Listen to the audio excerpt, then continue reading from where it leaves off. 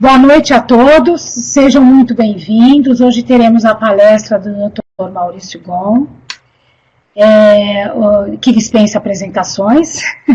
E nós gostaríamos, em princípio, de agradecer aos nossos parceiros, o Centro de Mediadores, o Adam Sistemas, e agradecendo muito a presença de todos vocês, né? Temos também hoje o apoio aqui da Câncer CBC, e Câmara essa na qual o Dr. Maurício Gon é vice-presidente.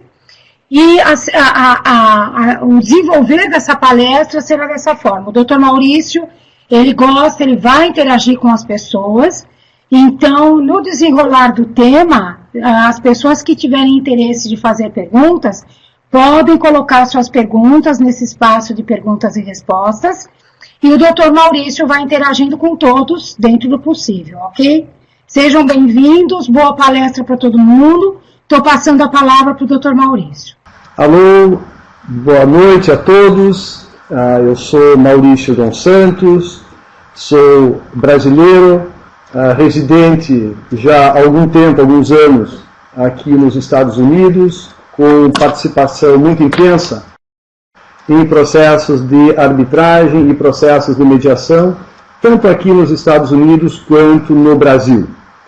Eu tive a grata satisfação de ser convidado para trocar, interagir algumas ideias, algumas experiências que eu tenho tido ao longo dessa jornada, sobretudo nesse campo da mediação internacional. Quando fui convidado para participar desse nosso bate-papo, eu criei aqui uma sistemática de discussão com vocês, em que eu pretenderei dar um enfoque mais prático para a mediação internacional, levando em consideração aspectos técnicos e aspectos culturais. Então, o meu enfoque é a mediação internacional. Peço permissão àqueles que eventualmente gostariam de ter um enfoque mais doméstico. Eu vou dar um enfoque mais internacional, um componente mais internacional para a nossa discussão. Então, a sistemática vai ser assim. Um enfoque bem prático, onde quando eu sou indicado para atuar como mediador, o que eu faço, como é que eu interajo com as partes, sobretudo com os seus advogados, porque normalmente em mediação internacional as partes estão sim assistidas por advogados. Depois, aspectos práticos no dia da mediação, sobretudo no início da mediação, que é um momento muito importante. E, se nós tivermos tempo, aqui eu vou falar também sobre comentários gerais sobre a prática da mediação em algumas instituições de mediação. E, por fim, também, se tivermos tempo, e aí gostaria também de ouvir alguma posição de vocês sobre o que nós esperamos sobre a mediação no Brasil, sobretudo à luz da nova lei de mediação e do Código de Processo Civil que entrou em vigor nessa semana entre nós. Pois bem, como que nós, então, começamos com esse trabalho do dia de hoje? Eu pretendo começar já nesse aspecto prático, em que eu quero convidá-los todos a imaginar que todos nós estamos sendo convidados ou contratados para atuar como mediadores. O que devemos fazer? Qual a nossa linha de ação? Antes de mais nada, precisamos verificar se nós estamos sendo convidados ou contratados debaixo de regras de uma instituição de mediação, seja ela instituição brasileira, a exemplo do Campus CBC, que é um dos apoiadores do evento, seja outras instituições brasileiras ou instituições estrangeiras. Aí o primeiro momento é verificarmos as regras dessas instituições para saber se existe algum passo que devemos seguir como mediadores no contato com as partes, no contato com os advogados e, eventualmente, determinadas características que, à luz daquela instituição, devam ser observadas. Ou então, dependendo da instituição, ou dependendo da situação, se for uma mediação ad hoc, aquela que está distante ou equidistante de uma instituição arbitral, como é que eu devo entrar em contato com as partes ou com os seus advogados para dar início a esse processo de mediação. Então, é importante, e como nós sabemos, uma mediação, a confiança na pessoa do mediador é extremamente importante. Então, o que eu faço? E o que eu convido a vocês para fazer em primeiro plano? Observadas as questões, as regras, se for institucional a mediação das regras da instituição respectiva, evidentemente que agora, com a lei de mediação, com o novo Código de Processo Civil, também observadas as características da lei local onde se realiza a mediação, nós iniciamos, então, o processo de contato com as partes, ou com os seus advogados. Nesse momento, esse contato tem como função a elaboração do documento chamado Termo de Compromisso de Mediação. Esse termo de compromisso de mediação, dependendo da situação em que todos estejamos envolvidos, pode ser mais formal, menos formal, mas é importante que tenha esse documento para que todos, já desde o início, as partes ou seus advogados, já saibam exatamente como se comportar ou como e quais são as regras básicas desse método de solução de conflitos. Então, o que eu coloco normalmente no campo ou no termo de compromisso de mediação? Eu coloco a qualificação das partes, depois já começo a decifrar ou determinar determinados capítulos. O primeiro, âmbito da mediação. A mediação, porque cada qual, sobretudo num contexto internacional, cada qual vem com as suas ideias sobre mediação, sobre a sua vivência de mediação, sobre a sua experiência de mediação, sobre aquilo que é definido como mediação nos seus respectivos países e sobre o comportamento das partes. O mediador precisa, lembrem-se, quando nós estudávamos na escola, o mínimo múltiplo comum, aquele numerinho lá embaixo da equação, que nós buscávamos um número comum a todos, o mediador precisa buscar uma definição ou determinadas situações que sejam iguais a todos e todos bem compreendidos. Então, qual é o âmbito da mediação? A mediação, deve ser interpretada, e aí ao potencial mediador, deve definir se a mediação inclui as sessões de mediação ou as reuniões de mediação, ou se a mediação ela começa antes da sessão de mediação propriamente dita. Aqui eu faço um paralelo com os velejadores. Normalmente os velejadores definem o velejar não apenas quando o veleiro está na água, mas também quando está fora da água, colocando a vela, puxando, estabelecendo ali o estaiamento do barco, etc. A mediação é um pouco isso. É preciso que haja, eventualmente, e sobretudo no contexto internacional, determinados contatos com as partes ou seus advogados, sobretudo os seus advogados, para definir regras do jogo. Então, se há um contato prévio, pode ser definido, também pode ser colocado no âmbito da mediação, ela também inclui as sessões propriamente ditas e também as reuniões prévias que o mediador fará com os advogados. Um outro tópico também relevante, o local da mediação. Aonde será o local da mediação? Evidentemente que se for uma instituição, uma mediação debaixo de uma instituição de mediação, normalmente será dentro daquela instituição. Mas se for ad hoc, ou não necessariamente, mesmo sendo institucional, pode ser que seja em outro local. Então é preciso verificar também logística, sobretudo no contexto internacional, de onde são as partes, de onde são os seus advogados, qual é o melhor local para que as partes possam se encontrar. O mediador, nessa hora, deve ser bastante flexível para buscar o local que seja de melhor consenso para as partes. Local, eu quero dizer aqui, tanto no contexto de país, de estado dentro do país, da cidade dentro do estado e do próprio endereço na respectiva cidade. Define também as datas, nesse contato prévio com os advogados, como que eles estimam, quanto que estima-se, sempre em princípio, o tempo de mediação. Espera-se que já tenha havido contato entre eles, a dificuldade, o montante, como que vai ser realizada, desenrolada a mediação. Essa é informação preciosa para o mediador estabelecer local e mais ou menos os dias. As funções do mediador. Isso, novamente, advogado quer usar a mediação porque, às vezes, é obrigado a usá-la por força de uma previsão contratual, às vezes, e agora, também pode ser obrigado por força de definição legal, ou porque, de fato, acredita que a mediação ela deva ser a melhor alternativa, ou pelo menos a alternativa mais adequada, prévia a um processo de arbitragem, um processo de litígio, de contencioso judicial, dependendo do que consta no contrato.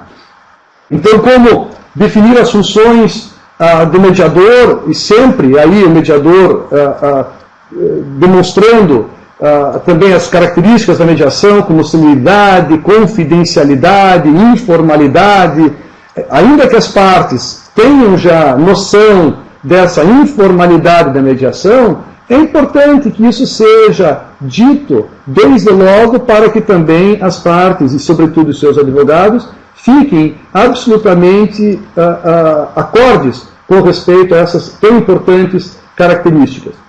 Também eu costumo, nessa hora, também falar aos advogados, e aí aqui eu digo a vocês, e aí novamente eu insisto que estou falando sobre mediação internacional, em que normalmente então existe a presença de advogados. Não participei de uma mediação internacional sem advogados ainda. Então, esse contato prévio com os advogados é salutar, porque não traz a emoção das partes. E nesse contato também eu digo para os advogados que vai haver também reuniões conjuntas e reuniões separadas, sempre respeitado o sigilo e a igualdade das oportunidades. Essas reuniões separadas eu vou falar um pouco mais à frente, porque são reuniões extremamente importantes dentro do contexto da mediação, no meu modo de ver, que são chamadas cálculos, como todos vocês já devem saber. O escopo, outro tema que eu também abordo, o escopo do trabalho do mediador. Sempre levando em consideração esses aspectos que cada qual, no contexto internacional, traz, vamos dizer assim, características ou vícios, ou expectativas. E essas expectativas podem ser diferentes. Então é importante que o mediador também baixe um pouco a um nível igual a todos. O mediador, por exemplo, não prestará serviço de consultoria para as partes, não decidirá pelas partes, não imporá uma solução às partes. Então é importante que se diga exatamente o que não será feito também na mediação, para baixar também o grau de expectativa. Evidentemente, e aí vai muito de cada mediador, vai muito também, aí nós podemos entrar aqui numa discussão mais, vamos dizer assim, mais purista ou menos purista, se o mediador poderá fazer sugestão à solução dos conflitos, da solução do conflito, sobretudo quando há impasse ao longo do trabalho de mediação. Há quem diga que isso não é a tarefa do mediador, embora, na minha experiência, esse convite a uma reflexão sobre solução de conflitos trazido pelo mediador tem sido de forma positiva. Se, por exemplo, e às vezes a mediação ela pode iniciar-se não como prévia à mediação, ou não como prévia a um processo judicial, o que aliás está contido inclusive na própria lei brasileira, mas ela pode surgir em paralelo, ou pelo menos pode surgir após o início de um processo de arbitragem ou o início de um processo judicial. Então o mediador também, no meu modo de ver, deve dizer às partes, deve dizer aos advogados das partes que não manterá contato algum com os árbitros ou com o árbitro no processo judicial. Sobretudo se a mediação correr em paralelo. Eu vejo que, aí fazendo um parênteses com a legislação brasileira, lá consta que a mediação, uma vez iniciado, ou pelo menos intencionado o processo de mediação, o início do método da mediação, o processo judicial será suspenso. Na realidade, não necessariamente, pelo menos em mediação extrajudicial, pelo menos em mediação internacional. A mediação pode correr em paralelo ao processo de arbitragem. Às vezes, até isso é positivo, porque as partes, aspas, não abrem mão dos seus pleitos na arbitragem, mas ao mesmo tempo podem trabalhar em paralelo para um processo de solução de conflitos via mediação. Evidentemente que também depende muito da postura dos advogados que representam as partes. Digo também o que é facultado ao mediador. Então, o mediador sempre é facultado a essas conferências telefônicas, conjuntas, separadas, mesmo antes das reuniões, antes da sessão de mediação propriamente dita. Então, se eu marcar, por exemplo, ou se vocês marcarem, são convidados à mediação, conversam com os advogados, e a mediação, a sessão está marcada, por exemplo, daqui uma semana, daqui 15 dias, daqui um mês, então nada impede que o mediador contate as partes e que consiga, ou que venha a esculpir um modelo, uma forma, uma moldura de mediação que possa ser confortável a todos. E essa moldura pode implicar em contatos separados ou não. Evidentemente, se esse contato separado existir neste momento, é importante que o mediador dê ciência à outra parte que está havendo um contato separado, para que não haja justamente nenhum tipo de desconfiança. Também o mediador pode solicitar, isso ajuda bastante o mediador nesse contexto internacional, pedir determinados documentos para as partes, seja um contrato em que as partes firmaram, seja um acordo de acionistas, seja até o próprio pleito na arbitragem, do requerimento da arbitragem, evidentemente que pedindo autorização e assinando um termo de confidencialidade também, e às vezes também ao mediador, nesse momento mesmo, prévio à mediação, um resumo sobre os pleitos e de que forma, isso vai depender de mediador a mediador, de que forma cada parte entende que deveria ser solucionado essa demanda. Apenas para entender um pouco mais, isso não é rígido, apenas para entender um pouco mais o interesse de cada parte e o grau de flexibilidade de cada qual, sem que isso represente, evidentemente, qualquer tipo de assunção, de comprometimento com aquela posição encaminhada previamente ao mediador. No contexto de mediação internacional, eu vou colocando essas expressões e às vezes repetindo, porque eu vejo que algumas pessoas ingressam na sala agora. Então, na questão dessa mediação internacional, é importante que se defina também o idioma. Não necessariamente o idioma da mediação é o idioma que todos falam. Na realidade, muito provavelmente é um idioma em que é um idioma comum ou um idioma escolhido em que todos possam falar. Eventualmente, se todos, por exemplo, falam o inglês, nós podemos definir como sendo o inglês o idioma da mediação, podemos definir que o inglês e português, ou inglês e outro idioma possam ser utilizados concomitantemente na mediação, se todos estiverem confortáveis com isso. Esse é o momento de esculpir com os advogados a melhor forma, a forma que melhor lhes pareça, ou melhor lhes pareça para os seus respectivos clientes. Como que nós podemos criar uma situação aqui que permita que caminhemos para frente, né? Porque já trabalhou-se muito tempo e não se chegou a consenso algum. Eu faço isso nesse contexto, nesse termo de mediação, com os tópicos que eu estou falando, eu faço sempre em 2 idiomas. O idioma, você tem uma parte, né, brasileira, ou uma parte lusófona em português, e uma parte estrangeira, uma parte anglófona. Eu faço então o termo de mediação bicolunado, tanto em português quanto em inglês. Eu recebo uma pergunta aqui, a questão, como fica a questão ética do mediador quando mesmo sugere solução direta às partes. Eu vou tratar desse assunto um pouco mais tarde, mas eu já antecipo, de qualquer forma, essa questão do contato, de uma solução direta entre as partes. Veja, essa é uma questão que varia de mediador para mediador, varia de experiência para experiência, varia do contexto.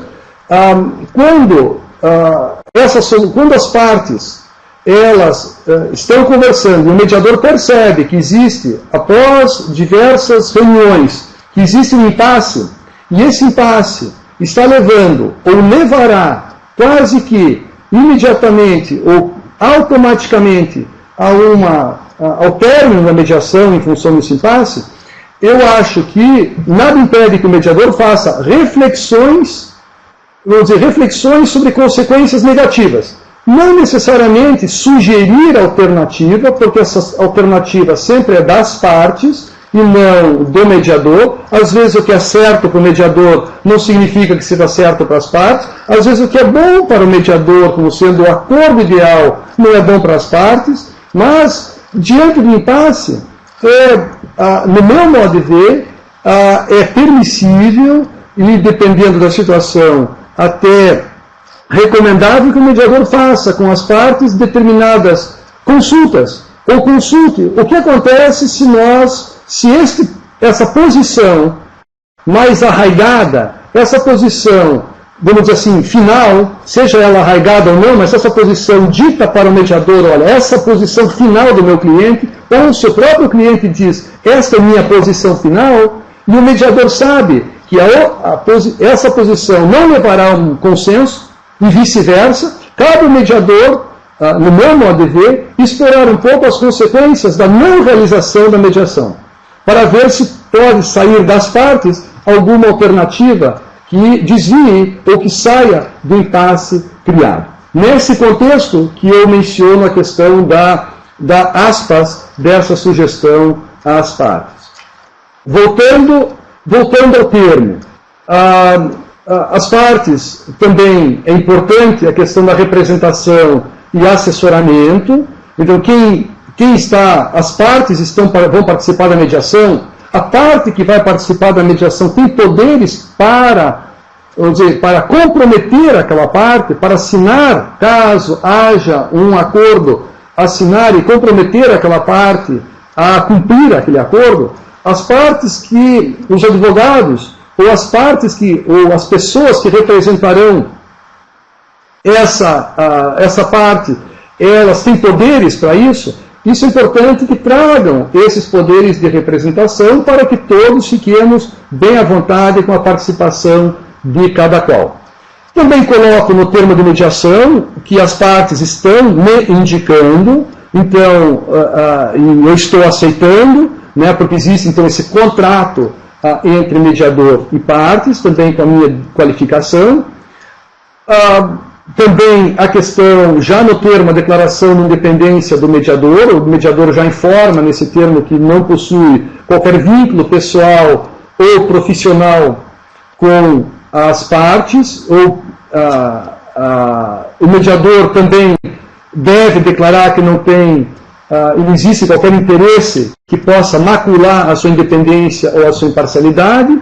Isso mais ou menos segue aquilo que nós estamos habituados também a ver na questão da suspeição e impedimento de juízo e também nas declarações de independência quando atuamos como árbitro. evidentemente que essa declaração de independência e imparcialidade, ela prossegue ao longo de todo o processo de mediação, na medida em que, então, o próprio mediador deve revelar se um fato ou outro pudesse macular a sua independência ou imparcialidade.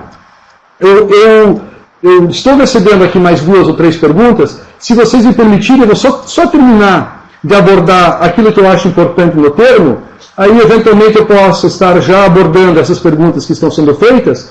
Aí, se eu não abordar, eu trato das perguntas que estão me chegando, ok? No termo de compromisso de mediação, também algo importante de mencionar a questão da confidencialidade. Então, a obrigação de manter o sigilo sobre qualquer comunicação feita no curso das reuniões, no curso das sessões, como chamemos, seja durante a sessão, durante a reunião, mesmo durante esse período prévio, se houver com os advogados, manter sigilo sobre todas as declarações feitas e todos os documentos apresentados na mediação, também a permissão com respeito à gravação ou filmagem das reuniões de mediação, e também que todas as pessoas respeitarão o caráter confidencial da mediação. Esse caráter confidencial da mediação, é tão relevante para todos, tanto para o mediador e, sobretudo, para as partes, que além desse termo de mediação, eu também faço um termo de confidencialidade que todas as pessoas que participarão da mediação assinarão em separado. Então as pessoas assinarão, eu, fulano de tal, então declaro que manterei sigilo, etc, etc, etc, e assinar. Então, as pessoas todas assinam o termo de confidencialidade e as partes e seus advogados também assinam o termo de compromisso de mediação. Dentro desse mesmo enfoque, as partes se comprometem a não indicar o mediador como árbitro, não contratá-lo como advogado, consultor, parecerista, testemunha, etc., em qualquer processo arbitral ou processo judicial que verse sobre o objeto da mediação. Com respeito também, e aí dependendo se é mediação ad hoc ou mediação institucional, se é uma mediação ad hoc, eu diria que deve já constar também aqui as tratativas que foram feitas visando aos honorários do mediador, como os honorários, qual é o valor dos honorários, ou qual é o critério de cobrança desses honorários, e como esses honorários serão partilhados entre as partes.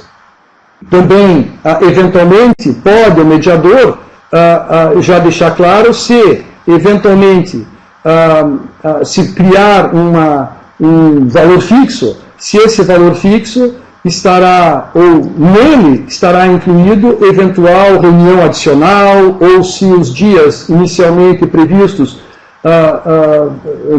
surgir um outro dia, um dia adicional, etc., se esse valor fixo já contempla também esse adicional ou não. Em se tratando de hora trabalhada ou dia trabalhado, a situação já é mais diferente, porque dependendo da hora trabalhada, o mediador então vai fazer a cobrança e assim por diante. Também as reuniões, o horário de reunião de mediação, então definir com as partes o horário de reunião, sempre dando às partes o poder de definir aquilo que melhor lhes aprover. Afinal de contas, o processo é delas, e o mediador cabe, sim, facilitar essa comunicação visando a uma composição. Também, no termo de compromisso de mediação, coloco ali um capítulo sobre o término da mediação. Né, que o término de mediação ele se encerra com um acordo. Né, esse acordo pode ser um acordo total ou um acordo parcial. Por declaração expressa do mediador, né, de acordo com a critério deste, de acordo com este, considera pouco provável que a extensão dessas reuniões, a extensão da mediação possa permitir a solução da controvérsia, ou por uma declaração expressa de qualquer das partes, visando ao encerramento da mediação. Ao contrário da arbitragem, as partes vão para a mediação e dela podem sair a qualquer momento. Por isso que a posição do mediador é uma posição de ganhar a confiança das partes e manter essa confiança das partes o tempo todo. E essa confiança das partes é importante porque as partes e seus advogados vêm com às vezes, com aquela premissa pirandeliana, né, que assim é, se me parece. Se aos olhos, aos ouvidos, à mente e ao coração das partes e ou de seus advogados, o mediador não está sendo imparcial, não está sendo, enfim, neutro, eu gosto mais da expressão imparcial, por mais que esteja sendo imparcial, isto acaba também, aos olhos das partes, traduzindo numa situação de desconforto capaz de fazer com que uma saia da mediação. Também, se houver documentos, se o mediador entender a importância de trazer documentos antes da sessão de mediação, também pode colocar no próprio instrumento quais os documentos que ele busca das partes, a fim de que as partes, ambas, saibam o que para o mediador é importante saber. O que o mediador revela como sendo importante para aquela, pelo menos no início de uma compreensão maior sobre o tema da mediação. Eventualmente também uma cláusula de solução de conflitos que poderá levar à própria, se for parcial, a mediação, acordo parcial, então pode se definir como, então, o que tiver, ou que não for acordado, pode prosseguir no processo de arbitragem. E, por fim, algo importante para o mediador, a questão da exclusão de responsabilidade, que não será responsável por qualquer erro, ato ou omissão em relação à mediação. Este é, vamos dizer, em rápidas palavras, um termo de compromisso, pelo menos os tópicos, que eu sempre revejo quando atuo com a mediação, nas mediações internacionais que tenho feito. Acabei me esquecendo de informar no início, a minha experiência em mediação internacional, não é grande, ela é de 4 casos. Esses 4 casos, eu tive a grata satisfação de conseguir a mediação, o acordo de mediação nos 4 casos. 3 deles durante o processo, as reuniões de mediação, e um 4º caso, depois de sequência à mediação com os próprios CEOs das partes, com autorização, com o conhecimento dos seus advogados, houve um trabalho mais restrito com os próprios CEOs e apenas com eles, e isso depois de 2 meses de negociação foi feita, chegou-se a bom termo a negociação e o acordo. Bom, feitas essas considerações com respeito ao momento prévio à mediação, ao documento que eu entendo como sendo relevante para discutir com as partes, eu vou ver aqui algumas perguntas que me chegaram e eu quero ver se... deixa eu ver uma coisa. Isto. Ok, na realidade não são perguntas, são considerações que eu recebi aqui, e uma delas diz, inclusive, para que eu seja mais direto e focasse mais na mediação internacional.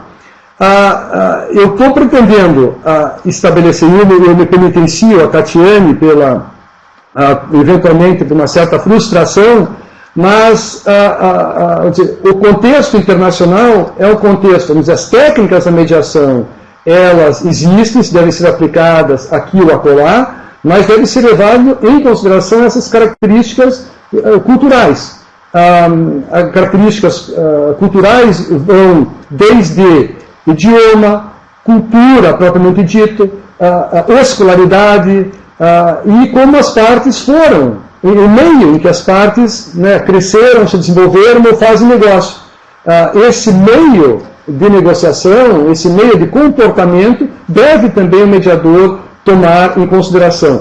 Por exemplo, e aí eu já entro no dia de mediação. Então nós combinamos, nós assinamos o termo de mediação, as partes e seus advogados estão à vontade, o mediador, no meu modo de ver, quando define a data e o momento da mediação, o local e o horário de mediação, deve procurar conversar com os advogados, solicitando que estejam presentes no local, pelo menos meia hora antes ou 15 minutos antes, dependendo daquilo que o mediador entende adequado, para que o mediador converse com os advogados e pergunte deles, também ainda mais uma vez, se tem algum ponto, alguma situação, algum aspecto que mereça algum desembaçamento para que a mediação possa iniciar-se de forma mais tranquila e mais adequada. Sempre num contexto internacional, sempre pode existir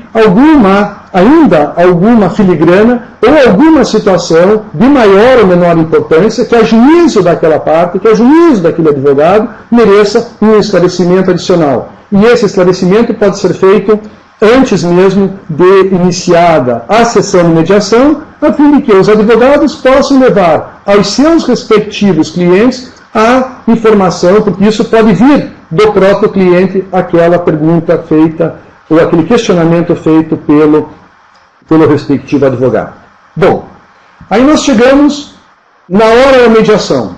A primeira reunião, existem, aqui nos Estados Unidos, por exemplo, porque a mediação é muito usada, já há muito tempo, há quem comece a mediação com uma reunião individual, com uma reunião separada, já imediatamente. Eu tenho dificuldades ainda de absorver essa situação, porque eu acho importante que o mediador fale para todos e ouça de todos a primeira reunião. Então, eu, nas mediações que fiz, a primeira reunião, o primeiro encontro, é um encontro de todos com todos. Vocês podem imaginar que esse encontro ele é extremamente importante e com uma tensão no ar de todos. Afinal de contas, não se chegou a um acordo, afinal de contas, e às vezes está em risco aspectos econômicos ou interesses bastante relevantes de todos, então existe aí uma expectativa, uma tensão no ar, e as pessoas estão frente a frente. Não vou entrar no mérito aqui a questão de aspectos importantes da mediação, como uma mesa redonda, um ambiente físico adequado para o trabalho mais conciliatório. Já vou entrar no recado que, a meu juízo, deve ser dado pelo mediador.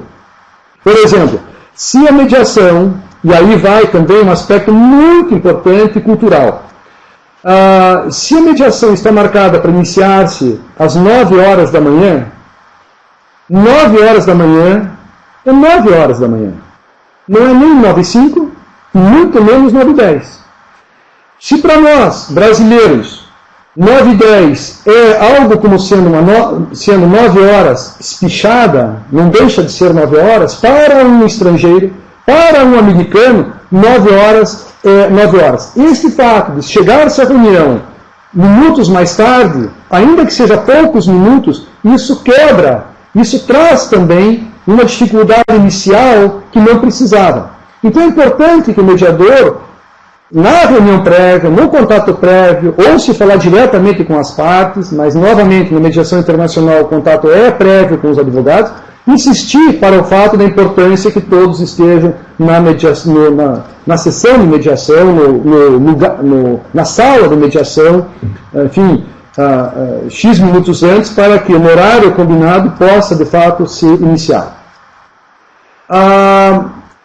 Bom, iniciada, então, vamos imaginar que nós combinamos 9 horas.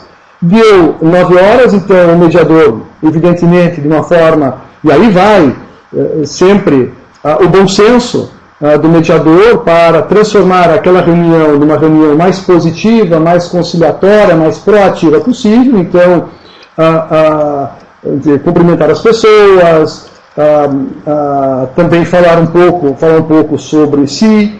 Eu faço aqui também eu tenho o meu roteiro, e esse roteiro ele é particular, da mesma forma que o termo de compromisso, ele não precisa seguir aquilo que eu falei, não precisa conter tudo aquilo que eu falei, aí cada mediador vai vendo a sua, vamos dizer, como é melhor para ser mais positivo, mais construtivo.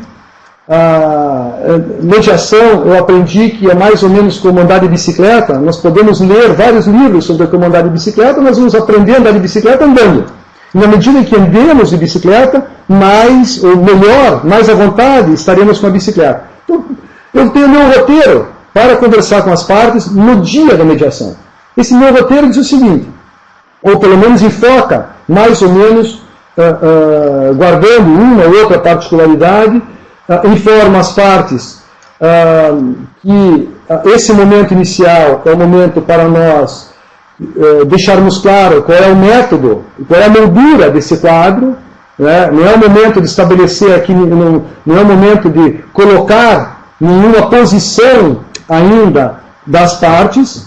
Esse momento é um momento delicado, o mediador deve saber realmente que momento é esse, e eu acho, em contexto internacional, que o momento de apresentar as posições ou as ponderações já deve ser feito no cálculos. Essa reunião inicial é uma reunião para definição da moldura do quadro, e não para discutir o quadro propriamente dito. Nessa reunião também, e sobretudo porque existe tensão no ar, e aí quando alguém fala, isso pode ser mal interpretado, porque nós não sabemos, o mediador não sabe ainda ao certo o histórico dos contatos que houve entre as partes.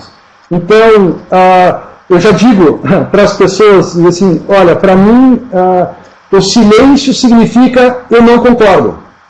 Isso para deixar claro para a parte, nesse momento inicial, quando uma outra fala, que ela não precisa contradizer, não precisa contra-atacar para marcar o seu território. Pode simplesmente ficar calado, porque isso significa, no meu modo de entender, que ela não está concordando com aquilo que está sendo colocado.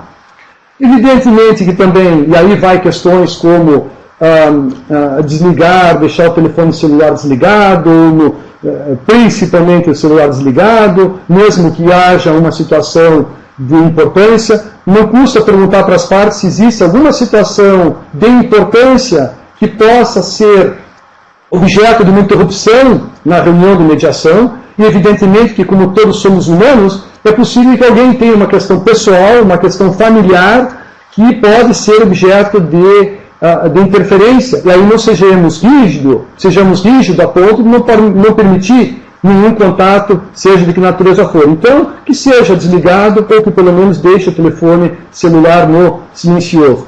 Também, e aí alguns pontos, nessa reunião de mediação, eu repito, ou eu insisto, ou eu potencializo alguns pontos que foram objeto do termo de mediação.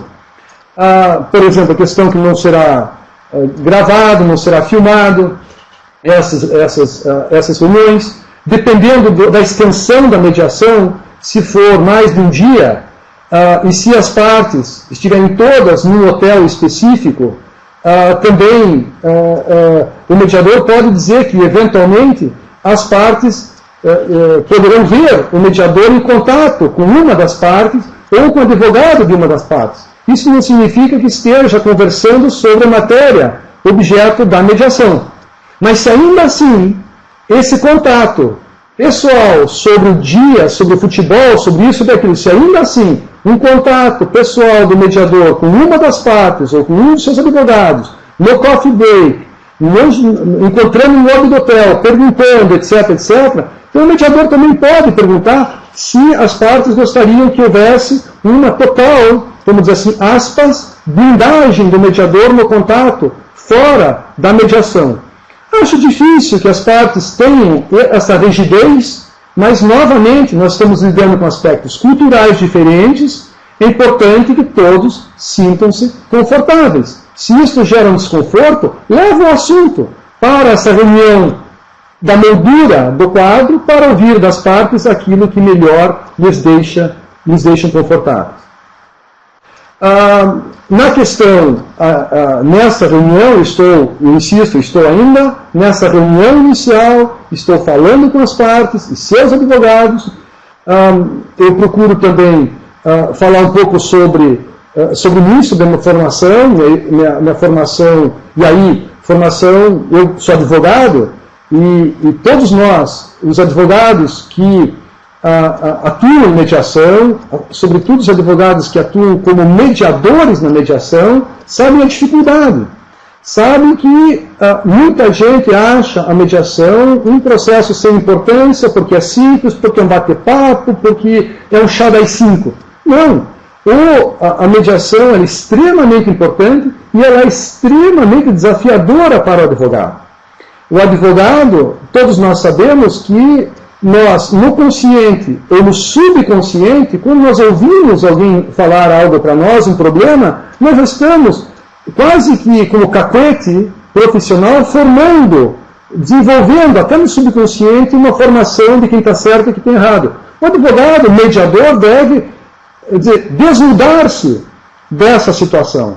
Deve procurar deixar de lado, ouvir isso não com a cabeça do advogado. Ele deve dizer para as partes que, embora seja advogado, não está ali para usar o chapéu de advogado.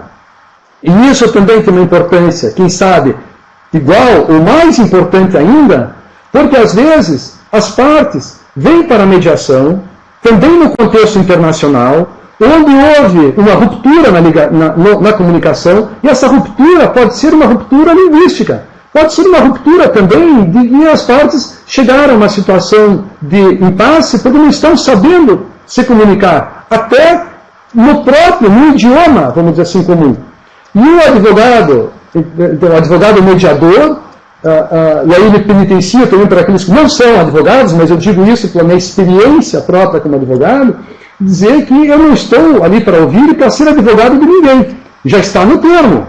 Já está no termo que eu não sou advogado, não sou consultor, não sou parecerista, não sou mas eu também estou dizendo estou dando um recado para ambas as partes, para que não me usem como advogado para convencer a outra parte de algo que foi frustrado durante um processo anterior de negociação direta.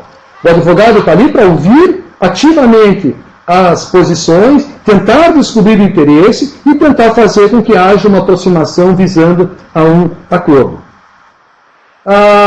Também, o mediador deve, nesse momento, novamente perguntar se as partes, quem tem autoridade para assinar um eventual acordo, já trabalhar essa ideia do acordo, já trazer a ideia de um acordo como sendo assim, quase que um goal, quase que um objetivo. Todos estamos aqui não apenas para conversar, mas sim para conversar para chegar a um acordo. Então já usar expressões finais positivas, como o acordo, e também, evidentemente, deixar claro que aquela parte tem poderes para assinar o acordo. Isso é importante para que a outra parte saiba que esta tem o acordo e que não vai ter discussão nenhuma com respeito ao comprometimento, a vinculação daquela parte.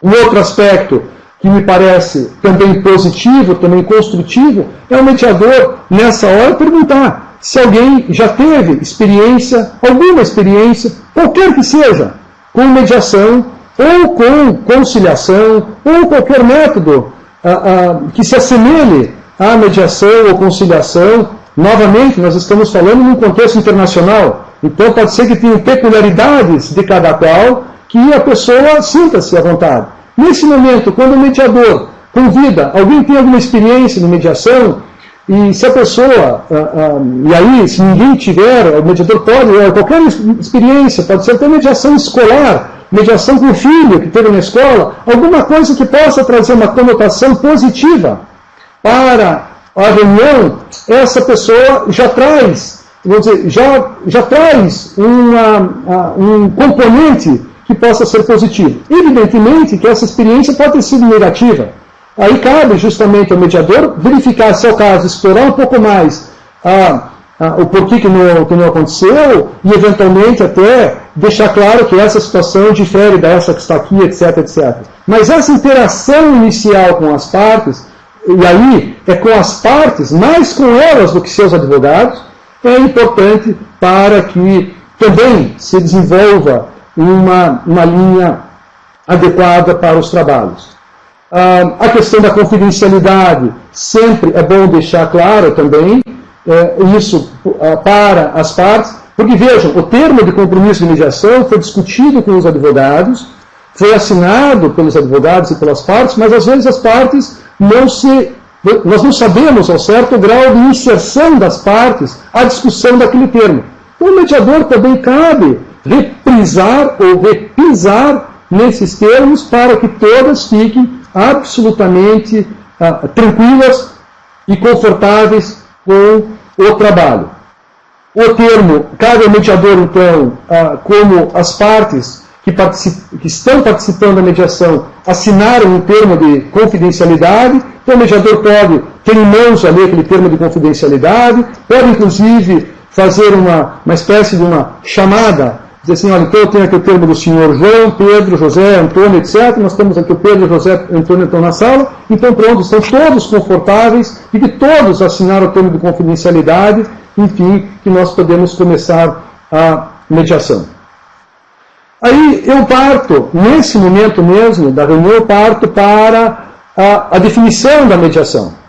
Novamente, por mais que nós, e agora com a nossa lei, etc., passemos a cada vez mais entender a mediação, as suas características, a sua definição, novamente eu chamo a atenção que o que é uma coisa para nós pode não ser para outro, sobretudo no contexto internacional. Então, o que é a mediação?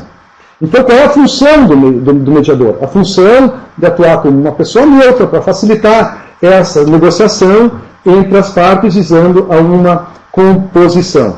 A mediação pode tranquilamente conviver junto com a arbitragem, se existir um processo arbitral. Também, eventualmente, aí verificar quais são as características dentro das quais essa mediação está sendo desenvolvida. Se é uma mediação ad hoc, se é uma mediação institucional. Aí cabe justamente ao mediador colocar as observações que entende devidas.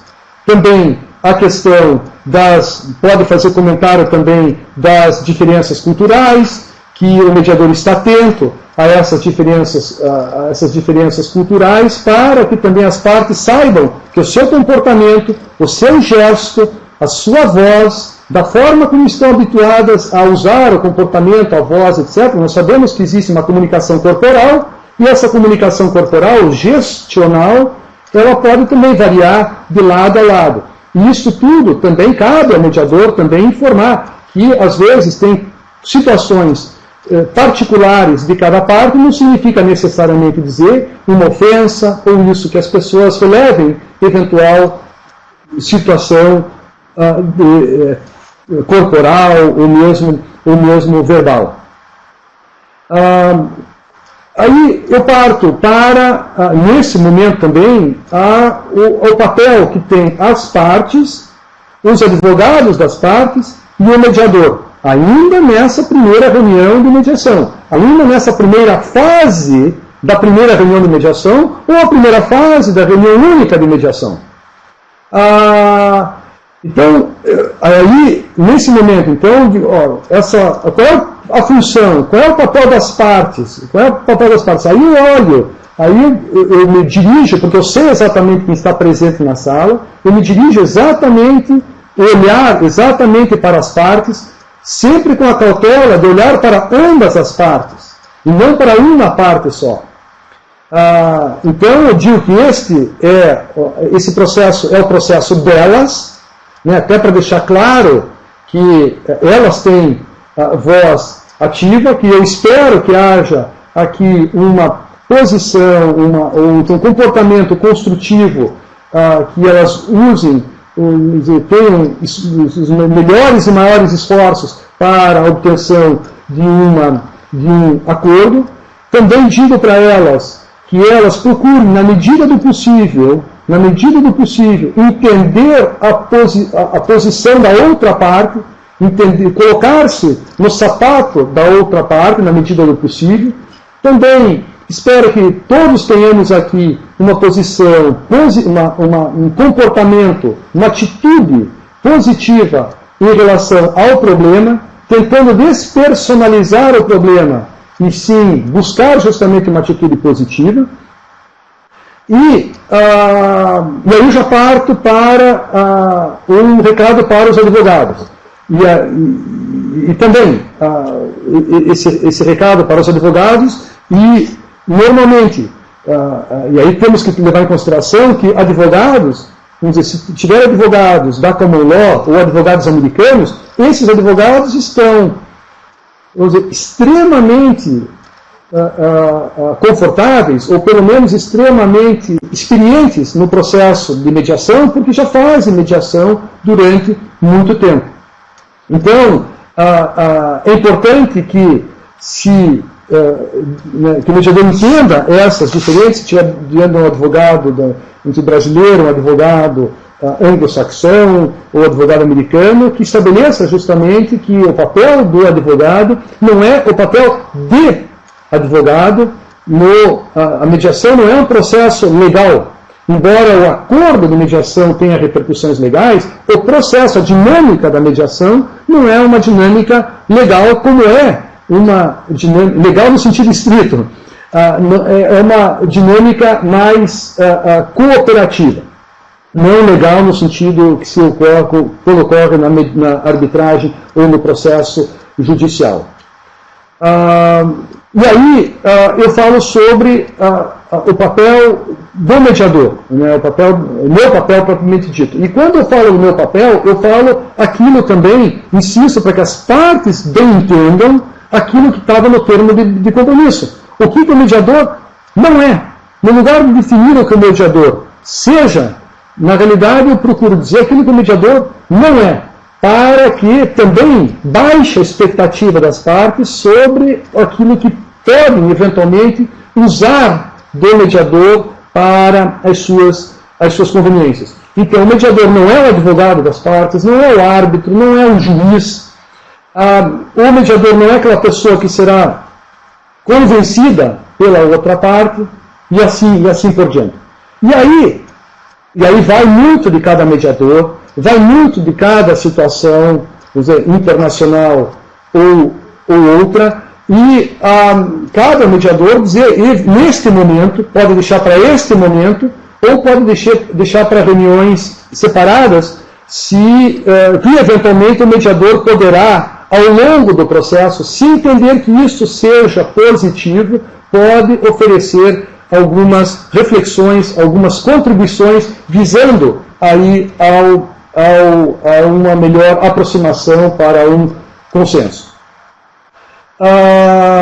Feito isso, outro aspecto importante também, que durante o processo, as reuniões de mediação, sejam elas reuniões separadas ou reuniões conjuntas, é importante que o mediador diga para as partes e seus advogados que eventuais perguntas que ele, mediador, ou que ela, mediadora, fará, não tem outra finalidade a não ser uma melhor compreensão sobre a matéria, sobre o caso. Para evitar também, novamente, eu volto à ideia da percepção, eu volto à ideia de Pirandello. Assim se me parece. Se as partes entenderem que uma pergunta do mediador ela é, aspas, capciosa, ou a pergunta do mediador ela tende a conduzir para um resultado que lhes é desfavorável, ela vai ficar desconfortável. E é importante que o mediador também, logo no começo, já diga que poderá fazer perguntas às partes e que essa pergunta não tem outra finalidade a não ser uma maior compreensão sobre a matéria do objeto do conflito, nem de longe qualquer impacto ou enfoque de que isso esteja sendo conduzida a uma direção ou outra direção. Eu percebo que, deixa eu ver uma coisa aqui, Eu também estou sendo perguntado sobre alguns aspectos aqui, mas eu vou, se vocês me permitirem, eu vou dar sequência também aqui nessa dinâmica inicial, depois eu volto para essas perguntas que me foram solicitadas, e daí nós deixamos uma forma mais, vamos dizer assim, mais interativa, mais aberta. Eu percebo que já são 8 horas da noite aqui no meu horário, 9 horas no horário de vocês. Eu com a licença da minha querida esposa, que já disse para ela que eu estarei chegando em casa mais tarde, então de forma que eu poderei ficar um pouco mais tarde conversando com vocês. Um outro aspecto aqui importante nessa primeira reunião, nessa primeira fase da primeira reunião, é sobre o caucus propriamente dito, a reunião individualizada. Essa reunião individualizada deve ser dito para as partes, para todas elas, que vai haver reunião individualizada, e eu, na minha experiência, novamente a experiência internacional, eu não comecei, e aí tem gente que faz a mediação direto com todos na mesa, prossegue com todos na mesa, com todo mundo, e acha isso muito positivo. Aí a dinâmica de cada um vai depender justamente da experiência e do feeling de cada mediador ou mediadora para dar início ao processo de mediação com todos à mesa. Mas, na experiência que eu tive, eu utilizei, após essa fase inicial, essa fase embrionária na reunião inicial, eu já iniciei com a fase de cálculos, com a fase de reunião privada. Expliquei que haverá reunião privada, expliquei que essa reunião privada iria começar com a parte A, pelo simples motivo que foi a parte A que iniciou a mediação, não por qualquer preferência alguma com a parte A. Uma vez ingressada um outro aspecto também, que o tempo que o mediador fica com a parte A não significa necessariamente dizer que será exatamente igual ao tempo que o mediador ficará com a parte B, e essa diferença de tempo não significa, em hipótese alguma, nenhuma preferência ou nenhum demérito para aquela parte, apenas é uma situação que está a demandar um tempo maior ou menor, para que a parte que esteja esperando não fique pensando que o seu tempo foi menor, logo o mediador está dando mais atenção para a outra parte. Isso é importante também que seja colocado de forma muito transparente pelo mediador nessa fase inicial. Evidentemente que tem que haver bom senso por parte do mediador. O mediador não pode ficar 10 minutos com uma parte e 2 horas com a outra parte. É preciso que haja, então, bom senso nesse particular. Também a questão de tempo para coffee break, tempo para, também pode se definir desde logo um tempo de break ou não, e também o tempo de suspensão da mediação, caso isso seja, uma das partes queiram essa suspensão, o mediador entenda que deva, vamos dizer, colocar um pouco deixar um pouco em suspenso a reunião por algum tempo, pode também sugerir determinado momento, e se houver um enrijecimento muito grande, o mediador pode dizer às partes que em determinado momento vai conversar apenas com os advogados, e isso já aconteceu comigo. Em determinada mediação, chegou um momento que eu chamei os advogados. E aí, novamente, assim, nós temos que buscar aqui um denominador comum, nós temos que buscar aqui uma postura mais proativa, nós temos que buscar aqui uma postura mais construtiva, porque as coisas não estão caminhando da forma como todos gostaríamos, etc. Então, é um recado para que seja passado para os advogados, para que os advogados, então, possam repassar para as partes. Num contexto internacional, isto é relevante porque o advogado também se sente copartícipe desse processo, dessa escultura que visa o acordo. Agora, com respeito à reunião privada, aí nós terminamos essa parte, verificamos se alguém tem alguma pergunta a fazer, se tem algum esclarecimento a fazer, se tem algum questionamento, algum desconforto, etc. Não existe regra, o importante é ouvir, o importante é criar condições para que haja uma total quebra de desconforto, e aí, então, inicia-se o cálculo. Num contexto internacional, então é importante que, ao definir a sala, o local da mediação, também sejam definidas as instalações. Se vai haver o cálculo, então nós temos que ter a sala, pelo menos pelo menos 2 salas. a sala em que houve a reunião comum, e depois uma sala da outra parte, embora seja mais adequado 3 salas. Mas, de qualquer forma, evidentemente que haja essa discussão prévia com os advogados, se há necessidade, então, de locar tantas salas, qual é o custo disso e tudo mais. Evidentemente que essas salas devem estar situadas em posição, geograficamente falando, tal, que não permita que haja uma reverberação do som, etc., etc., para que sempre haja um conforto de cada qual expor as suas posições. Bom, nessas reuniões separadas, e aí essa é a minha experiência, portanto, não significa necessariamente dizer que este é o melhor ou pior, é apenas uma experiência em mediação internacional, todas elas eu iniciei a moldura do quadro conjunta, mas a discussão do quadro sempre através de reuniões separadas. Justamente para entender melhor também as características, as peculiaridades e particularidades de cada parte, dentro de uma postura, vamos dizer, mais solta do que uma postura todas juntas. Mas não posso dizer a vocês se esta é uma regra a ser seguida sempre.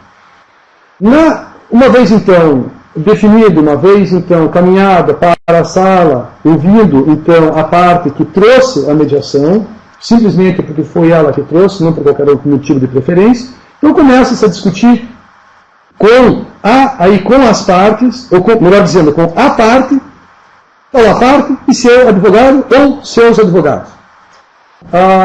Se a parte, e aí se a parte fala o idioma do mediador, se a parte fala ou não fala o idioma do mediador, já deve ter sido discutido com as partes anteriormente se haveria a necessidade de trazer um tradutor, se houve a necessidade de trazer tradutor, esse tradutor também tem que assinar termo de confidencialidade.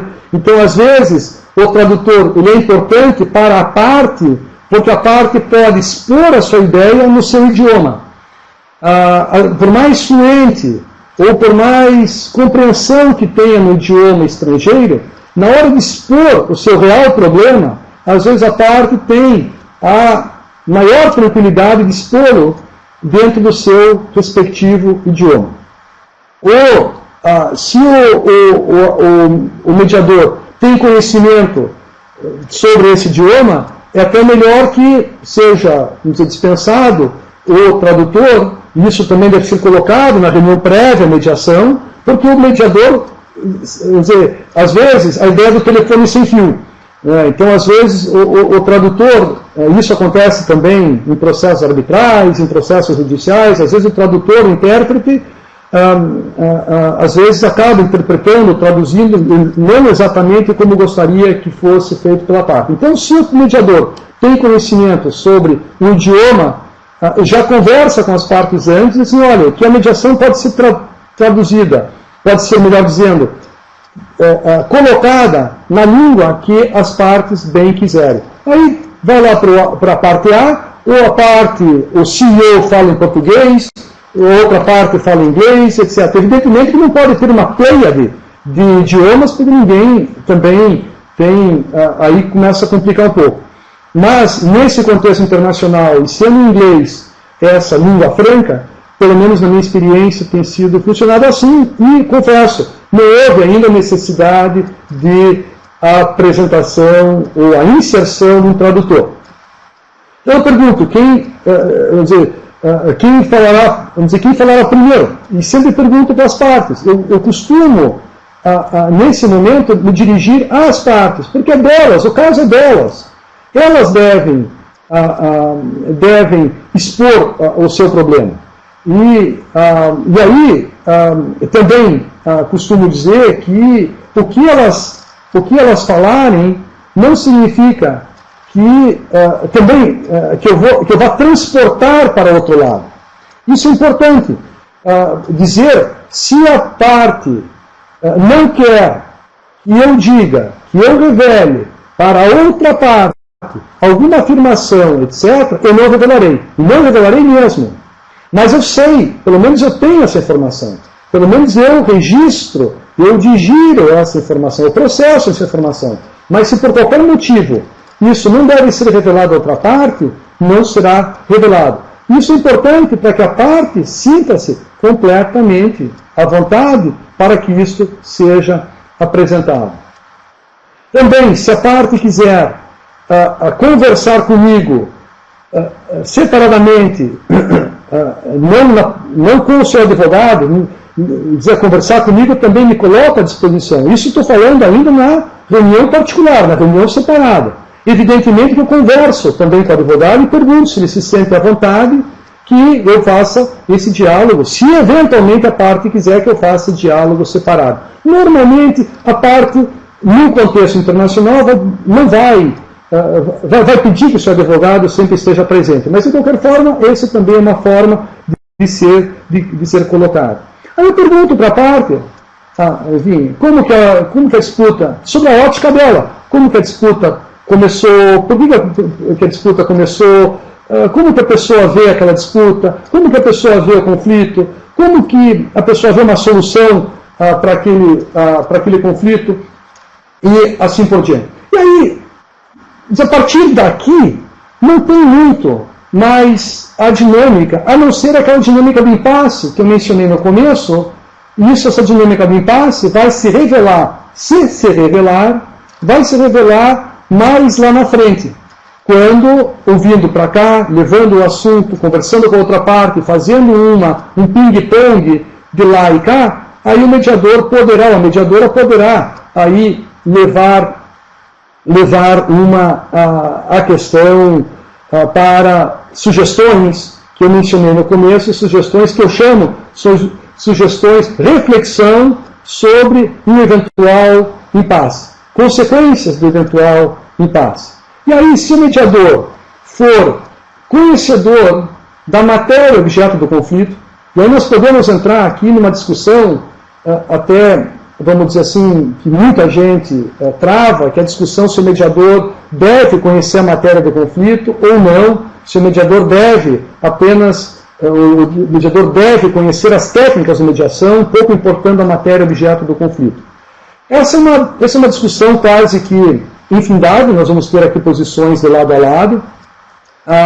Eu tenho, e aí também eu exponho aqui a minha posição, que, pelo menos na minha experiência, o conhecimento da matéria objeto do conflito tem ajudado justamente nessa reflexão negativa, ou nessa reflexão sobre as consequências do impasse. E aí o mediador pode, vamos dizer assim, criar ou colocar para as partes, sobretudo os seus advogados, o que poderá acontecer, não necessariamente o que deverá acontecer, mas o que poderá acontecer se a solução não for encontrada. Bom, eu estou vendo que já tem algumas perguntas aqui, e eu acho que eu já estou me estendendo demais, e como eu disse que eu me colocaria aqui à disposição para uma interação maior, e para que eu também cumpra com aquilo que eu me comprometi, ou seja, uma interação, eu vou ver aqui algumas perguntas que me chegaram. A Raquel pergunta assim: o senhor já participou de alguma mediação na qual as partes estavam ausentes? Isto é, eram representadas por seus advogados, apenas e tão somente por seus advogados? Não, eu não participei.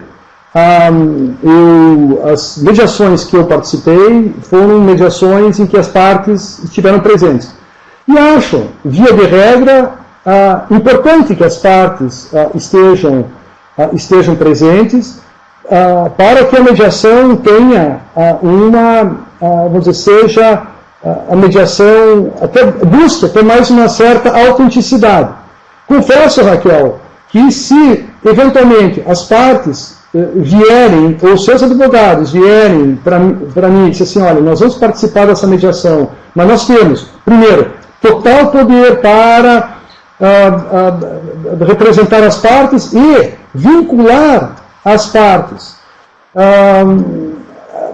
Eu confesso que é algo a pensar. eu acho tão necessário, tão importante a presença das partes, mas, de qualquer forma, o importante mesmo é que haja a conciliação, que haja mediação, enfim, que haja um acordo. A presença das partes, nesse particular, me parece importante. Portanto, a minha resposta aqui é negativa, seguida de uma reflexão na sequência. Outra pergunta, deixa eu ver aqui, a Catiane.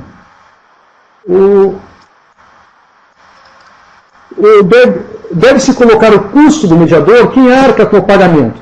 Essa questão do custo, Catiane, ela difere de uma mediação ad hoc e de uma mediação institucional. Uma das grandes vantagens da mediação institucional é que o mediador, ele conta com o suporte da instituição, seja o suporte das regras, que poderão ser ajustadas, alteradas, na medida em que, ou esculpidas, na medida em que tornem-se mais apropriada para as partes, e aí, sobretudo, no contexto internacional, mas a instituição, ela contribui muito na questão do contato com as partes sobre os honorários do mediador e a cobrança dos honorários do mediador. Vamos dizer, a situação mais sensível é aquela pessoa que trabalha para uma negociação assistida com as partes e, ao mesmo tempo, deve preocupar-se em cobrar das partes os seus honorários. Essa é uma fronteira sensível que deve ser levada em consideração pelo mediador. Como é que eu faço? Eu trato esse assunto no termo de mediação. E se eu faço, e já aconteceu, de uma mediação em que eu defini um valor total para a mediação. E essa mediação, esse valor total para a mediação, deveria ser, ou foi, arcado pelas partes, meio a meio cada qual, antes do início da mediação. Então, quando eu sentei já no começo da mediação, os valores já tinham sido pagos pelas partes. Se o critério for um critério de dia, um critério de hora, etc., eu digo para as partes que então eu apresentarei isso para a pessoa X do meu escritório, a pessoa X do meu escritório, então manterá contato com as partes, preferencialmente, vamos dizer, eu não participo dessa situação, justamente para não entrar nessa questão sensível de discutir honorários, discutir pagamento de honorários, ao mesmo tempo que se discute também o que se trabalha a mediação. Já na questão da mediação institucional, isso é feito pela instituição. O Alexandre, tudo bem, Alexandre? Tudo bem com você? Ele pergunta, prezado Maurício, quando terminar sua exposição, eu deixo como indagação a seguinte: qual é o seu estilo de mediar? Você se considera um mediador que não interfere na mediação para propor ou sugerir algo? Ou age como mediador avaliativo ou de outra maneira? Obrigado pela pergunta, Alexandre. A minha posição, o meu estilo de mediar é o máximo, levo o máximo possível para não interferir na mediação. Embora esse verbo interferir, novamente, se eu perguntar para todos vocês o que significa interferir, é muito provável que eu vá ter aqui 20 respostas diferentes do que é interferir. Uma pergunta para as partes pode significar interferir. Uma sugestão pode significar interferir. Essa interferência, eu diria, a escuta ativa vamos dizer, um ícone, um cânone cardeal para o mediador, a escuta ativa, extremamente importante. A interferência nas perguntas, o mediador, na minha experiência, pelo menos no estilo, é uma pessoa para fazer perguntas. Ao fazer as perguntas, nós vamos buscar justamente aquilo que todos nós conhecemos sobre a questão, a figura do iceberg. Então, tentar buscar exatamente aquilo que está embaixo do iceberg, então, aquilo que nós costumamos chamar de interesse. Então a pergunta, essa interferência então de buscar as perguntas, eu costumo fazê-la. E a questão da interferência sobre a sugestão, este é um ponto que, eu confesso a vocês, eu levo em consideração e faço, e já fiz, caso eu perceba que há um impasse. Perceba que há um impasse, e aí eu costumo justamente colocar uma pergunta no sentido reverso. Então, se nós não chegarmos aqui a um acordo, porque nesse momento existe justamente uma situação de impasse, se nós não chegamos a um acordo, como que vocês veem? Para onde vamos? Como vamos? E quais as consequências desse não acordo? E aí, eventualmente, dependendo das respostas, eu trabalho um pouco mais essa situação.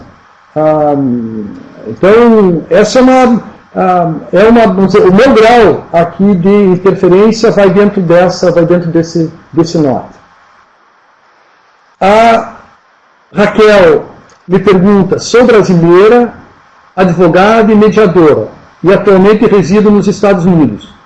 Como é o mercado para mediadores estrangeiros aqui? Primeiramente eu perguntaria para a Raquel qual é a formação profissional dela, se ela é advogada, se é advogada aqui nos Estados Unidos. Então existe sim um mercado, vamos dizer, bastante ativo, porque a pessoa pode atuar como mediador naquilo que é chamado court annexed mediator, que vem a ser justamente o mediador que atua, que acredito que vai ser mais ou menos como vai ser os mediadores judiciais no Brasil. A Raquel me responde que ela é advogada há mais de 15 anos, mas sempre no Brasil. Então, como ela é advogada há 15 anos e não é advogada aqui no Brasil, o mercado de mediação, ela se restringe um pouco, mas não significa, até pela questão, vamos dizer, do idioma, se falar inglês, claro que melhora bastante, mas é importante que mantenha contato com instituições como GEMS, como o ICDR, como a CPR, para inserir-se no quadro de mediadores e ficar justamente à disposição, ou inserir-se no rol desses mediadores como uma opção para atuar como mediador dentro, ou à luz dessas instituições. Deixa eu ver mais uma coisa aqui. Eu acho que aqui a Valéria me pergunta se eu poderia repetir as instituições. Posso sim, Valéria. Sem ordem de importância, tá? A mediação, a AAA, que é American Arbitration Association, que é a Associação Americana de Arbitragem. Tem também o CPR, que é o Conflict for Prevention Resolution. Tem GEMS, GEMS é uma instituição formada inicialmente por juízes aposentados e fazem muita mediação, que é Judicial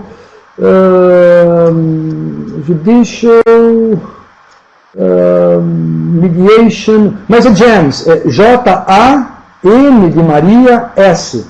Se colocar isso no Google, sai essas instituições. Gente, eram essas as considerações que eu tinha a fazer. A Maria Isabel tem uma pergunta aqui. A Maria Isabel pergunta: em caso de exaltações, como manter um diálogo a partir desse momento entre as partes? A forma escolhida para prosseguir muda conforme os países em que é sediada a mediação? Pois é, Maria Isabel. Essa é uma das razões pelas quais eu procuro fazer as reuniões sobre o conteúdo do quadro, sempre em reuniões separadas. Se eu entender que nós estamos num momento muito próximo de uma composição, eventualmente eu posso trazer as partes a uma reunião conjunta.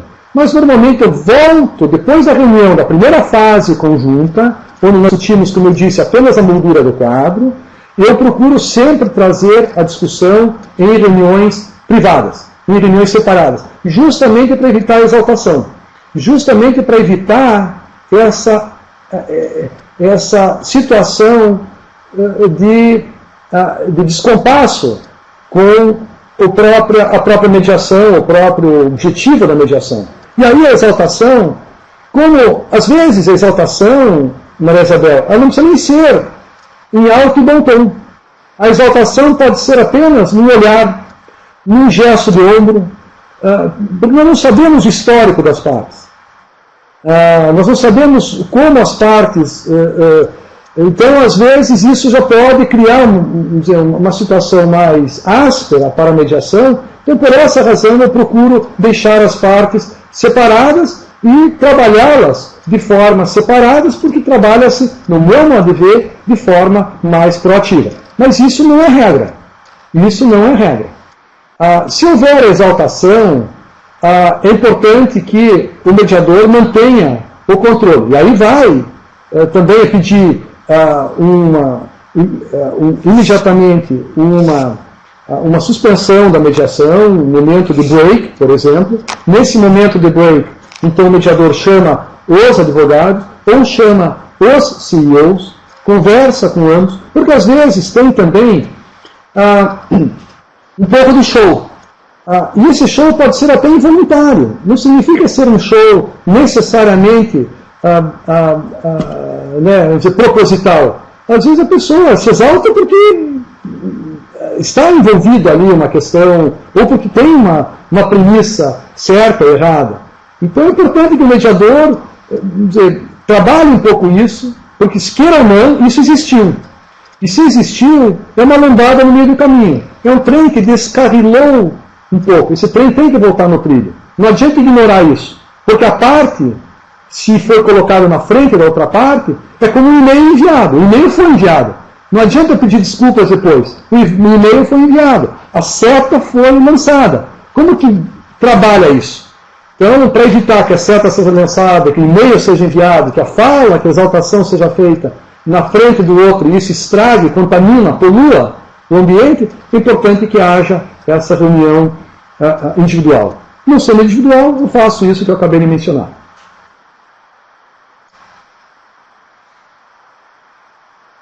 O meu objetivo aqui, na realidade, é muito mais de reflexão.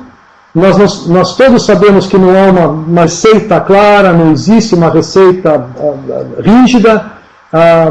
Até como dizia o poeta espanhol Antonio Machado, el camino no hay camino, el camino se hace al caminar.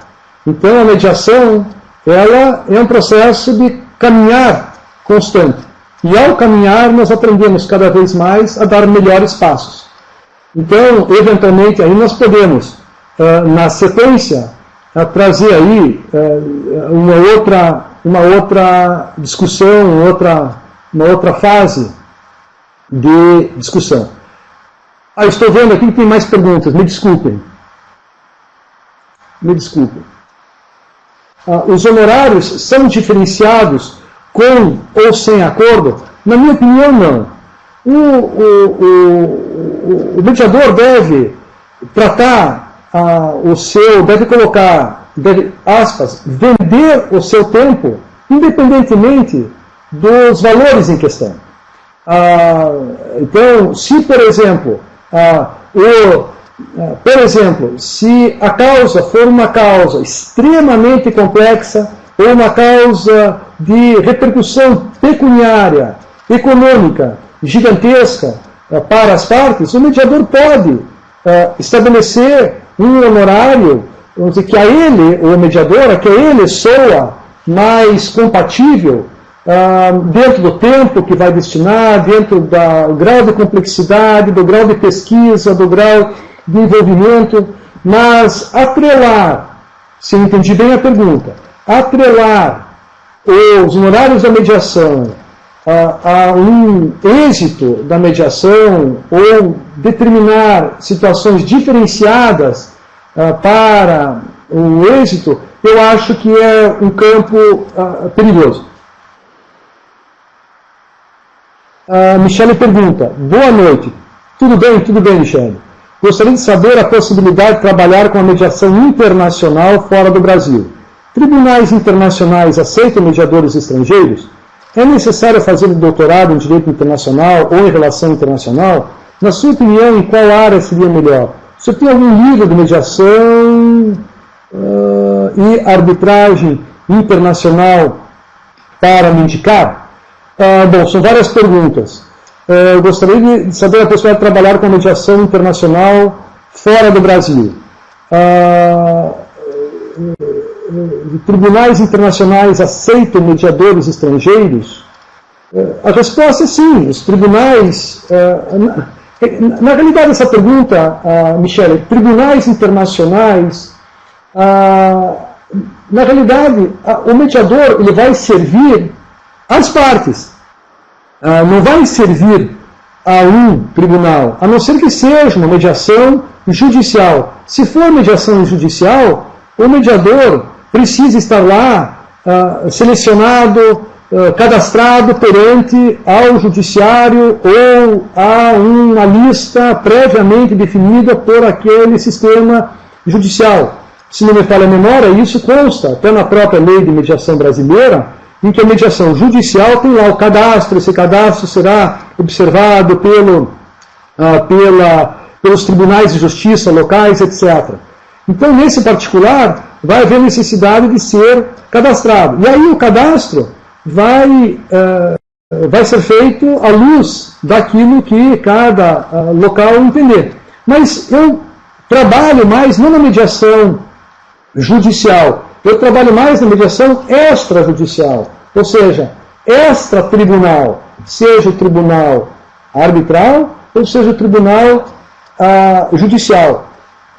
A minha atuação é muito maior na arbitragem, seja arbitragem doméstica no Brasil, arbitragem internacional, do que na mediação.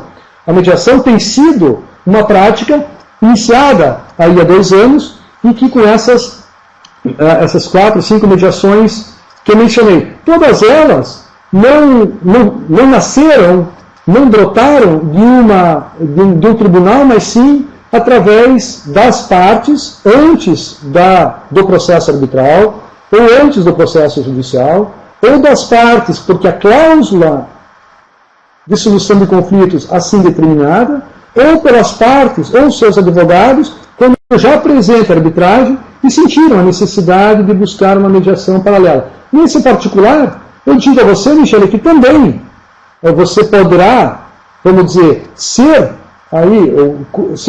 colocada também pode colocar os seus serviços, o seu trabalho à disposição, aspas, do mercado. Como faz isso? Nesses contatos com instituições de mediação e arbitragem. Hoje no Brasil, por exemplo, as instituições tradicionalmente de administração de arbitragens, como o CAMP-CCBC, como em São Paulo, como o CAMP-Fiesp, como a FGV, como o CBMA, como a Arbitac, como a Camargo, essas instituições vão ingressar com as administrações de conflitos. A ITCOS também faz a administração de conflitos por mediação. E cada vez mais surgirão instituições de mediação e arbitragem, ou apenas de mediação, para fins de atender o que o novo código e a lei de mediação estabelecem, como a mediação extrajudicial. Então eu vejo sim um campo crescente, um campo bastante crescente na mediação no Brasil, e também, e aí, dependendo das características da pessoa, domínio de idioma, etc., também no campo da mediação internacional. A Maria Isabel Me desculpe se eu não estou respondendo integralmente cada pergunta, se isso de fato tem acontecido ou aconteceu. Me desculpa se isso aconteceu, mas eu tenho outras perguntas entrando e não quero deixar ninguém, pelo menos, com uma fumaça de resposta. A Rosemary, ou Rosemary, ela pergunta: para se trabalhar com mediação extrajudicial, como se faz o marketing do trabalho do mediador? Bom, eu trabalho com métodos, ou pelo menos eu me dedico aos métodos extrajudiciais de solução de conflitos, mediação e arbitragem, desde 1992, quando eu fui para a Inglaterra e fiz lá o meu mestrado em arbitragem comercial internacional na Queen Mary de Londres. Então, nesses anos todos, você vai formando a sua, vamos dizer, o seu cabedal de conhecimento para trabalhar, seja na mediação ou seja na arbitragem. Evidentemente que todos começamos um dia. E nós não podemos entrar no círculo vicioso. Eu não tenho caso porque eu não tenho experiência. Eu não tenho experiência porque eu não tenho caso. Evidentemente que esse mote contínuo, ele cada vez mais está sendo desmistificado. Mas o mediador, tanto como o árbitro, ele vai ser indicado desde que ele tenha a confiança das partes. Como que se tem a confiança das partes? Isso também é uma questão subjetiva e objetiva. A confiança das partes pode significar uma pessoa de cabelo branco. Confiança das partes pode significar uma pessoa que não tenha relacionamento algum com as partes. Essas características variam, variam na percepção de cada caso. Confiança para umas pode ser uma pessoa que tenha feito já 10 mediações. Uma pessoa que tenha feito, que seja advogado, que seja engenheiro, que tenha conhecimento sobre a matéria objeto do conflito. Nós não temos como estabelecer uma regra, porque essa regra ela é estabelecida nada mais, nada menos pelas próprias partes, pelos próprios usuários. O que eu diria para você, Rosemary, como trabalhar, vamos dizer assim, o seu marketing, primeiro vamos dizer assim, colocar-se à disposição dessas instituições, sejam instituições nacionais ou instituições estrangeiras, começar a escrever sobre mediação e publicar esses escritos sobre mediação, a fim de que cada vez mais tenha-se aí uma maior lembrança sobre as suas qualidades e as suas características.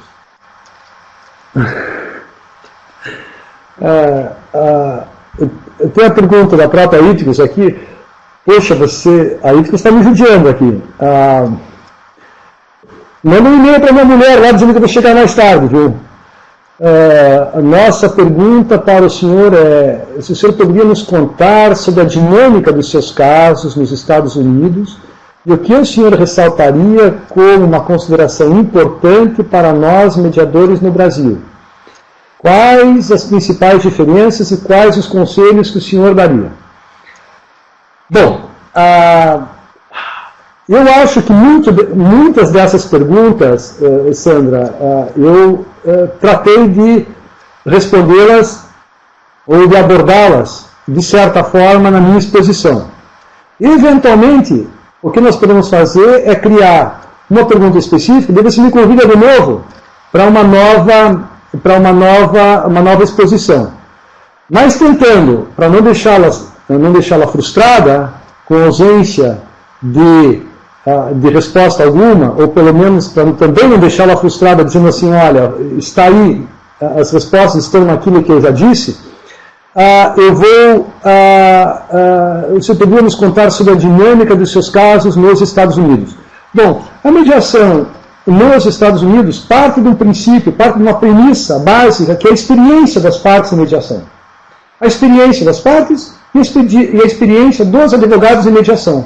Tanto é que, quando se propõe uma mediação, essa mediação não é encarada não é encarada como uma reação às vezes uma reação até uma reação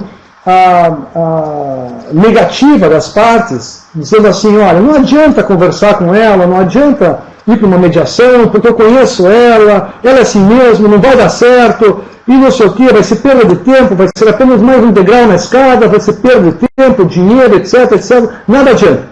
Isso nós temos dentro de uma posição, um contexto mais Brasil, pela ausência da prática de mediação, e também dentro de um contexto mais latino, porque nós temos, como latinos que somos, nós temos uma característica de mais personalizar o problema. O anglo-saxão, ele tem uma característica de despersonalizar o problema. Então, somada essa característica, e aqui estou estereotipando, e como todos que estereotipam, correm o risco de cometer uma injustiça. Então, como estereotipo que eu falo, evidentemente que cabe aí uma série de exceções.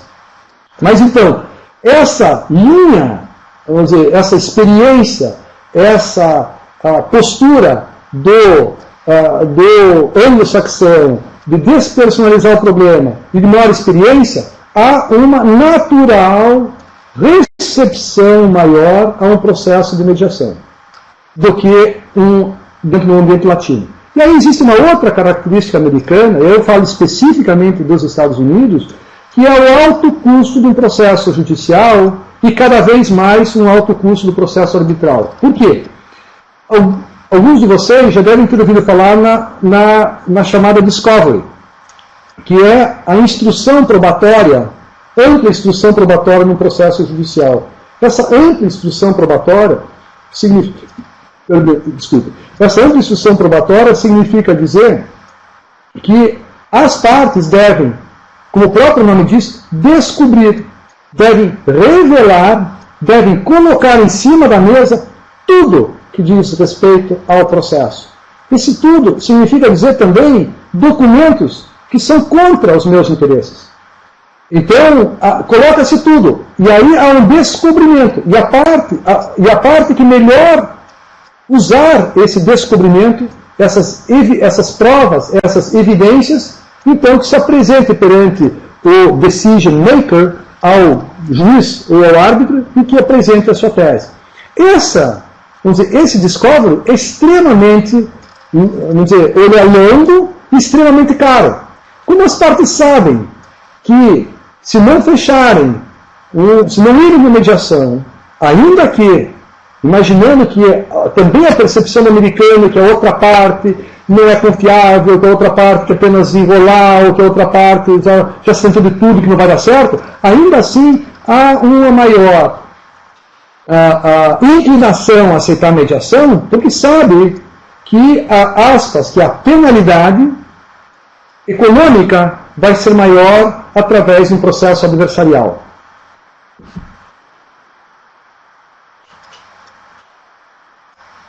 Então é isso. Peraí, está chegando uma coisa aqui.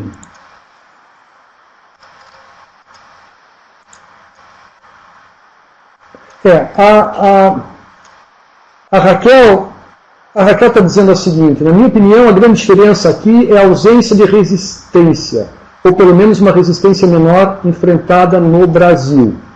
A Raquel continua dizendo: no Brasil a desconfiança é terrível, advogados dificultam, partes desconfiam. O senhor não vê problemas com a confidencialidade diante da previsão da mediação? Bom, abordando a primeira parte da tua pergunta, Raquel, a desconfiança é terrível, advogados dificultam e partes desconfiam. De fato, isso é uma ordem natural das coisas. Até de certo, eu me lembro, quando eu fiz o meu mestrado na Inglaterra, isso foi em 92. A lei de arbitragem, ela data de 96.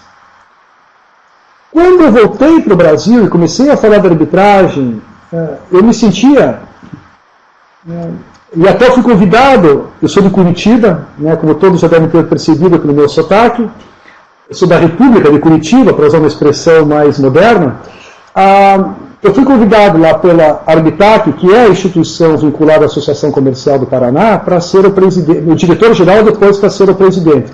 Isso tudo lá nos idos, logo depois da sanção da lei em 9.307, lá em 96. Então, nós falamos 97, final do século passado, embora seja até uma expressão até agressiva, início desse século.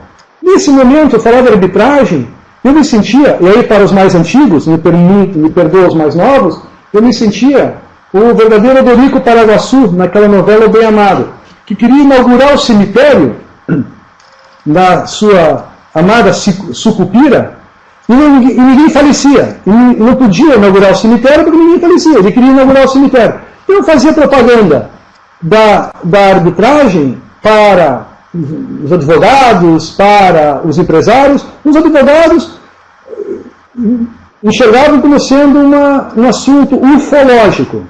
E os advogados vinham com desdém. Então, de certa forma, a mediação enfrenta esse medo do desconhecido, essa resistência do desconhecido, o que é plenamente natural. Confúcio, o mestre Confúcio, costumava dizer que alterar as leis é fácil. Difícil é alterar a mente e o coração do cérebro das pessoas. Então, hoje nós temos uma lei de mediação, nós temos um novo Código de Processo Civil, que eu acho que tem a grande vantagem, vamos dizer, se tem a desvantagem de criar ou de impor a mediação de cima para baixo, e não é assim que deveria ser, as pessoas devem encarar a mediação de baixo para cima, mas tem a vantagem de torná-la conhecida por todos. E aí o exercício dessa mediação vai fazer com que a mediação seja mais bem utilizada. Evidentemente que não se sai do 0 ao 10 de uma hora para outra. Se sai do 0 caminhando, como eu mencionei naquela expressão do poeta Antônio Machado. Vai se caminhando e vai se esculpindo, passo a passo, a melhor alternativa. A mediação judicial no Brasil, evidentemente, vai ter uma série de desafios. Seja para as partes, seja para os advogados, seja para os juízes, seja para os cartórios, mas é um processo que todos temos que passar.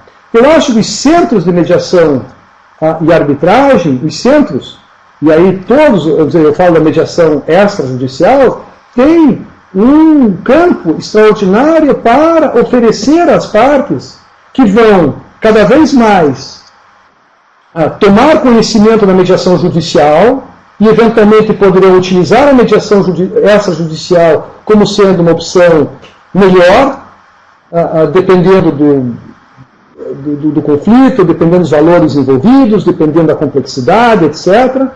Então eu acho que não é uma situação que vai mudar overnight, como nós falamos aqui, vai mudar ao longo do tempo, e não devemos ter vamos dizer assim, não devemos ficar afobados só porque o vizinho trabalha a mediação melhor, nós não trabalhamos, ou porque as coisas não estão acontecendo como nós gostaríamos. Nós temos um conhecimento de mediação, mas não conseguimos impor ou colocar esse conhecimento de forma adequada no primeiro momento. Eu me lembro também, quando um professor meu, lá de Londres, quando eu voltei para o Brasil, e a lei de arbitragem estava no Congresso, e ela perdurou durante 4 anos no Congresso, e eu até manifestei um dissabor, até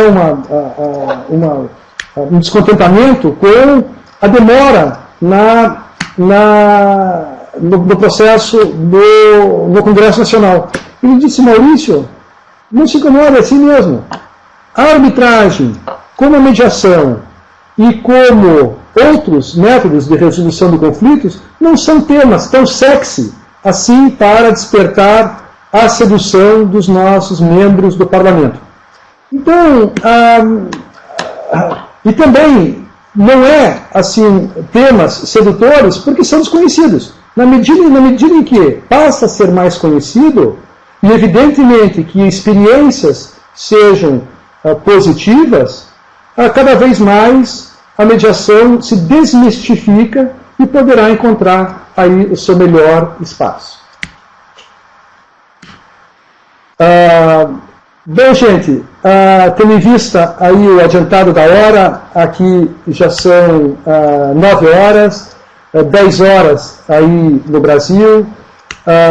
Eu agradeço a todos pela paciência que me ouviram, agradeço a todos também pelas perguntas que me foram formuladas. Me desculpo se eventual pergunta não foi adequadamente respondida. Se não foi por ausência de conhecimento da minha parte, ou também porque eu não quis deixar com que outras perguntas viessem a ser respondidas. Para finalizar, gostaria de mais uma vez agradecer a organizadora deste bate-papo, a Ithcus, na pessoa da Sandra e da sempre eficiente Rafaela, que muito paciente enfrentou as minhas dificuldades tecnológicas para esse webinar. Agradeço também ao Centro de Mediadores, a Adam Brasil e ao CAM CCBC pelo apoio que ofereceram a esta palestra. Com isso, eu termino agradecendo mais uma vez a participação, presença e paciência de todos. Um abraço. Tchau, tchau.